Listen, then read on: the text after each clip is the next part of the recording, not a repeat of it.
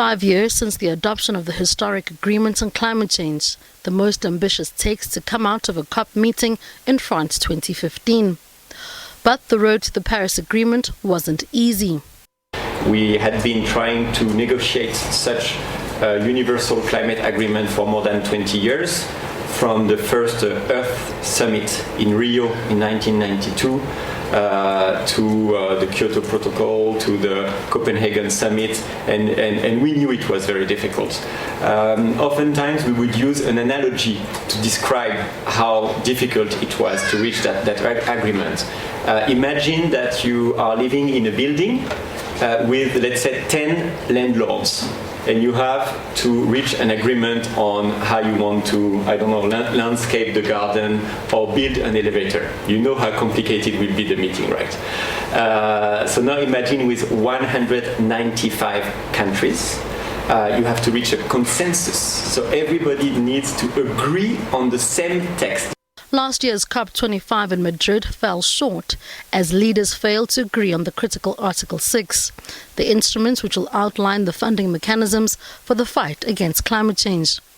This year's meeting was supposed to finalize the vital text on mitigation, adaptation and financing. However, the COVID-19 pandemic forced a delay, pushing Glasgow's COP26 to next year. Because we know that even if we stopped temperatures and emissions rising today, the world will still need to cope with significant climate disruption, and adapting to climate impacts is crucial. We also need to ensure that donor countries increase their support for developing countries and increase the resources available to deliver that ambition. So we're going to be, as co-hosts of COP26, committed to an inclusive process, one which accelerates progress on all three tracks and aims to secure an outcome that respects the interests of all parties, including the poorest and most climate vulnerable. And while it seems like most countries are in line to submit ambitious nationally determined contributions on carbon emission reductions, environmental researchers and activists say commitments also need to be made by the private sector and civil society. This is a transformation that affects every facet of society. We need business and government and civil society to come together. We need significant initiative and policy transformation now so that we can continue the momentum and to stay within that 1.5 degree target.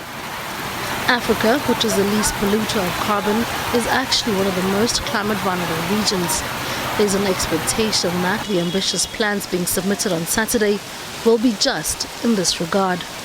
The countries like ours and communities will continue to face and stand to be most disproportionately affected by the impacts of climate change, an issue of climate justice that we really have to keep in the fore. We have to continue remembering that. And we've already seen devastating impacts affecting many countries today. Severe droughts in the Sahel, significant historical flooding in Eastern Africa, swarms of locusts that we've never seen before in the Horn of Africa. And then, of course, the displacement that is expected by 2050. We expect, according to the World Bank, to see a whole 86 million people move across the borders in our region.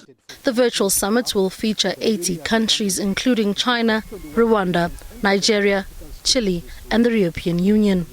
The program also includes speakers from Apple, the World Bank, the Green Youth Africa Organization, as well as the United Nations Development Program. Noma Bolani, SABC News.